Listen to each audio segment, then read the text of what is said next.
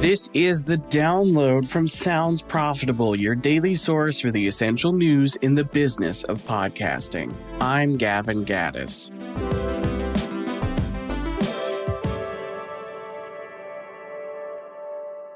Here's what you need to know for today, Thursday, February 5th. First up, what do you mean I'm not TV? Ad Exchanger's Optimizing the News covers Wall Street Journal reporting showing TV commercials cost 4 to 5 times more than YouTube ad campaigns, likely due to the gulf of difference between how much it costs to produce a TV show versus user-generated content. While YouTube is functioning as television for millions, to the point Netflix considers them television competition, the wider advertising world still mentally files YouTube under digital, an attention versus investment gulf that podcasting knows all too well historically. Next up, Adelicious formally merges with Audioboom. As part of the previously announced merger last summer, today Adelicious formally has changed to operate under the Audioboom name. Now, Audioboom UK President Andrew Goldsmith writes about the team's focus and how the Adelicious mentality continues forward as the team integrates into Audioboom's larger group.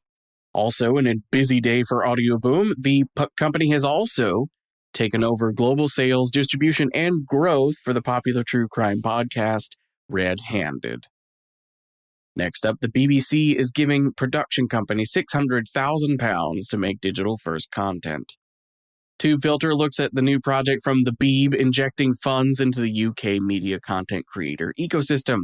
The Digital Accelerator project, which started last year, has shortlisted 12 companies whose content pitches will eventually be narrowed down to 4 finalists who will receive funding and a 9-month education and mentorship program geared towards creating successful content for the 16 to 24-year-old demographic.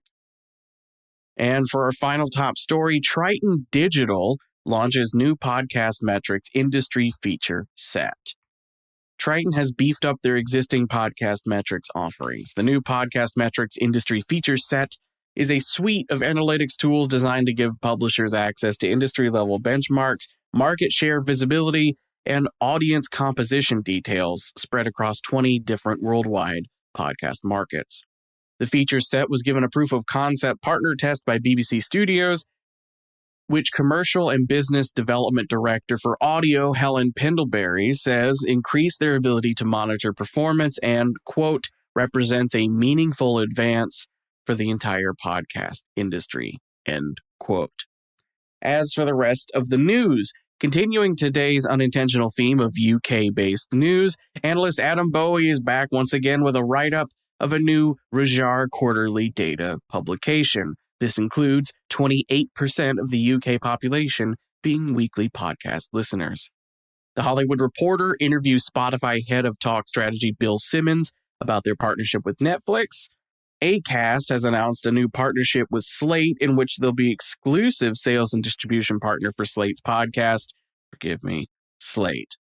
Speaking of Acast, they have a new free download dubbed the Marketer Sports Podcast Game Plan for 2026, with tips on investing in podcasts relating to sports events. The ability to listen to a YouTube video with one's mobile device locked has been a premium feature for quite some time. I use it a lot myself, but recently the platform has locked down a free workaround people were using involving watching videos in mobile browsers. That no longer works.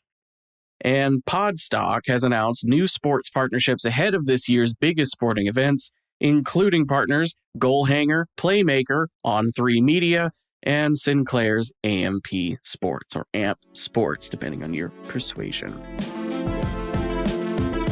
I go through the stories fast. Just remember that one link in your show notes that you can click on will take you to today's episode post on soundsprofitable.com, where you can click on any other link I may have talked about to your heart's content. You can also subscribe to the newsletter version of the download to receive all of those links directly to your inbox every single day.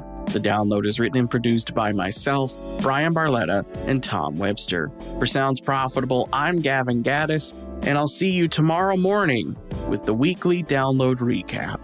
See you then.